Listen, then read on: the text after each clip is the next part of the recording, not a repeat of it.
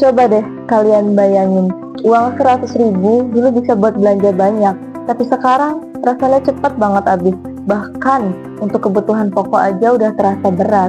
Nah, fenomena ini bukan sekedar perasaan, tapi disebut dengan inflasi. Inflasi adalah kondisi ketika harga barang dan jasa naik secara terus-menerus dalam periode tertentu.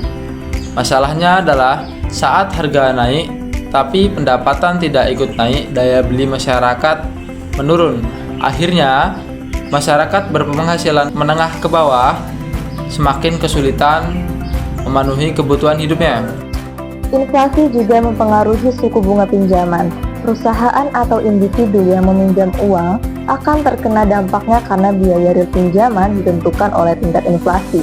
Suku bunga real diperoleh dari selisih antara suku bunga nominal dan dikurangi tingkat inflasi, yang artinya ketika pinjaman dikembalikan setelah inflasi terjadi, maka uangnya akan berkurang bagi si pemberi pinjaman dan akan lebih ringan bagi si peminjam. Dampak inflasi seringkali identik dengan hal-hal negatif. Pendapatan dari masyarakat menurun, standar hidup ikut turun, orang miskin rentan. Lebih dari itu, inflasi yang tidak stabil menciptakan ketidakpastian.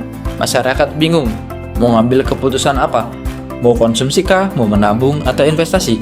Pada akhirnya, konsumsi menurun, investasi melemah, produksi menurun, dan pertumbuhan ekonomi melambat. Kondisi inflasi juga membuat biaya ekspor menjadi lebih mahal, sehingga daya saing produk Indonesia menurun. Devisa berkurang, dan ini bisa memberikan tekanan pada nilai rupiah.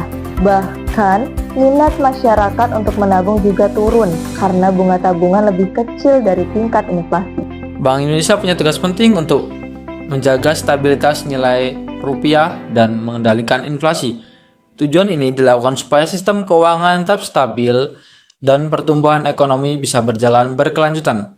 Stabilitas nilai rupiah mencakup dua hal, stabil terhadap barang dan jasa dan stabil terhadap mata uang negara lain. Lalu, apa yang bisa kita lakukan sebagai masyarakat?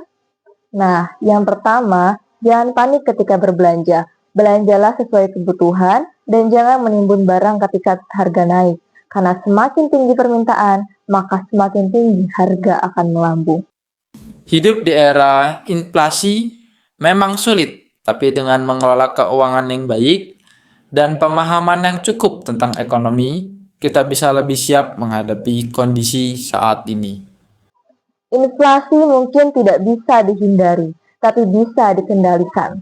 Mulailah dari diri sendiri, bijaklah dalam mengelola keuangan, dan tetap sadar bahwa perubahan besar dimulai dari langkah yang kecil. Edukasi ekonomi hari ini untuk masa depan yang lebih stabil.